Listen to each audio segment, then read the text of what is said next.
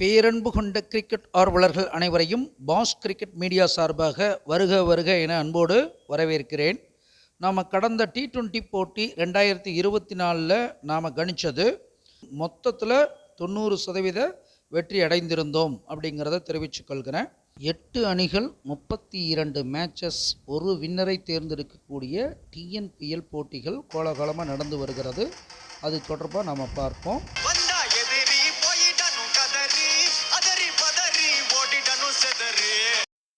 27வது போட்டி சென்னைக்கும் மதுரைக்கும் இடையிலான போட்டி. ஆல்ரெடி 4 அணிகள் ஏற்கனவே தகுதி பெற்றாச்சு. இந்த போட்டி ஒரு சம்பிரதாய போட்டி மட்டும்தான். ஏன்னா சென்னை ஆல்ரெடி செலக்ட் ஆகிடுச்சு ப்ளே ஆஃபுக்கு. மதுரை ஜெயித்தாலும் வேஸ்ட்டுன்ற மாதிரி தான். இருந்தாலும் சென்னை அணி வெற்றி பெறுமான்னு தான் கேள்வி வந்தது. சென்னையுடைய அதிபதி மதி போய் 12ஆம் இடத்துல மறைகிறது சென்னைக்கு சிறப்பு இல்லை. அதே போல் சேயை பொறுத்தளவுக்கு உச்ச சேயாகி மதுரை மேலே உட்கார்ந்துருக்கிறது.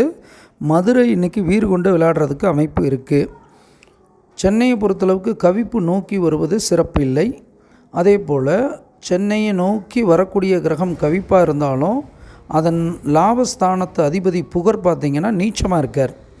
அப்போ சென்னைக்கு எதுவுமே கொஞ்சம் சாதகமற்றதாக இருக்கிறது. இவங்களுடைய லாபஸ்தானத்தில் மதுரையுடைய லாபாதிபதியே போய் லக்னத்தில் உச்சமாக உட்கார்ந்துருக்கிறது. மதுரை அணிக்கு இன்றைக்கி கூடுதல் வாய்ப்பு. சென்னை அணி இன்றைக்கி ஆல்ரெடி குவாலிஃபை ஆகிட்டதுனால ரிஸ்க் பண்ணிவிட்டு விளையாடாத வீரர்களுக்கு கூட சான்ஸ் கொடுக்கறதுக்கு நிறைய வாய்ப்பு இருக்குது. அதன் காரணமாகவும் மதுரை அணி முழு பலத்தையும் பயன்படுத்தும் பொழுது அந்த அணி கொஞ்சம் வெற்றி வாய்ப்பு போகிறதுக்கான சூழலும் இன்றைக்கி நல்லாவே இருக்குங்கிறத சொல்லிக்கலாம். ஸோ இந்த போட்டியை பொறுத்தளவுக்கு சென்னை அணியை காட்டிலும் மதுரை அணி வெற்றி பெற்று அவங்க ஒரு ஆறுதலை தேடிக்கொள்வதற்கு வாய்ப்புகள் இருக்குங்கிறத சொல்லிக்கிட்டு, அனுமானிப்பது நாமாக இருந்தாலும் தீர்மானிப்பவன் இறைவன் ஒருவனை என்று கூறிக்கொண்டு விடைபெறுகிறேன். நன்றி, வணக்கம்.